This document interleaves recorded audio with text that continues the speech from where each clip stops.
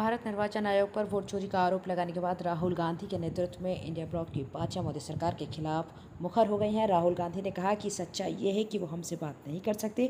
Vote चोरी की सच्चाई देश के सामने आ चुकी है। ये लड़ाई राजनीतिक नहीं, ये संविधान को बचाने की लड़ाई है। ये एक व्यक्ति एक वोट की लड़ाई है, इसीलिए हमें साफ वोटर लिस्ट चाहिए। देखिए, हिंदुस्तान की डेमोक्रेसी की हालत देखिए। 300 एमपीज इलेक्शन कमीशन से मिलना चाहते हैं और कहते हैं कि हम डेलीगेशन लेके आएंगे, हम आपको एक डॉक्यूमेंट देना चाहते हैं। इलेक्शन कमीशन कहता है नहीं, 300 एमपीज नहीं आ सकते हैं। तो यही हालत है, क्योंकि डरते हैं। 300 एमपीज आ गए और वहाँ पे सच्चाई निकल आई और हमने उनको थोड़ा जो उनके काम की सच्चाई है दिखा दी।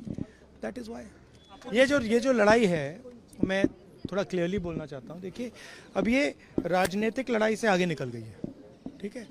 अब ये देश की जो आत्मा है, स्पिरिचुअल देश का जो आत्मा है, उसके लिए लड़ाई हो रही है। कॉन्स्टिट्यूशन की लड़ाई है। 1 मैन 1 वोट कॉन्स्टिट्यूशन का फाउंडेशन है। 1 मैन 1 वोट के बिना कॉन्स्टिट्यूशन का कोई मतलब नहीं है।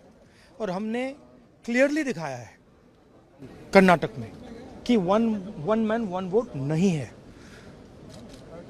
Multiple man multiple vote, 1 man multiple vote, सारा कुछ चल रहा है, ठीक है। तो ये अब लड़ाई पूरी की पूरी ऑपोजिशन लड़ रही है और हिंदुस्तान के जो युवा हैं उनको ये बात समझ आ गई है।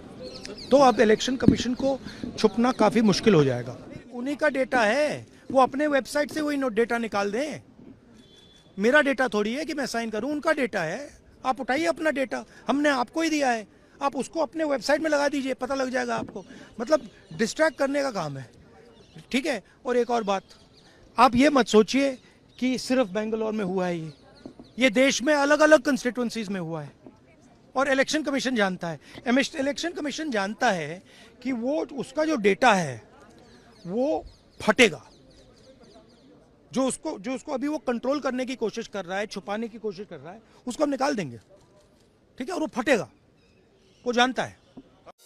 चैनल को सब्सक्राइब करें, वीडियो को लाइक करें, शेयर करें।